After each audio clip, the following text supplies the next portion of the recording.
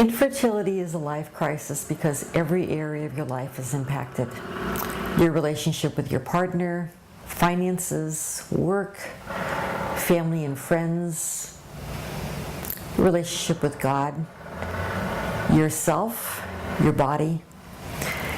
And so the way that we usually cope isn't effective because typically trying hard and using control doesn't really work when you're trying to get pregnant. And so our coping strategy is ineffective and therefore making it that much more of a crisis. There have been a number of studies that look at the levels of depression and anxiety for infertile women are equal to women with a diagnosis of cancer, HIV positive, and heart disease. We also know from research that 40% of women with a diagnosis of infertility have symptoms of depression and anxiety, and once fertility treatment begins, that percentage goes up to 70%. But more than impacting your emotions, infertility impacts your physical health as well. Having difficulty conceiving creates stress, which then makes it harder to conceive, which creates more stress, which then makes it harder to conceive. And so a vicious cycle occurs, and what's needed is to break that cycle of stress.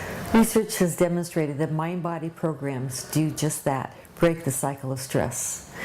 In a landmark study by Dr. Alice Domar, who is the leading researcher on the mind-body approach to fertility, she had 184 women who were randomized into a support group, a mind-body group, and a control group, or no treatment group. And there were not only significant decreases in levels of depression and anxiety for the mind-body group, there was also a 55% pregnancy rate for that group as compared to a 20% pregnancy rate for the control group. She also surveyed the literature and looked at the relationship between stress and in vitro fertilization, or IVF, treatment outcome.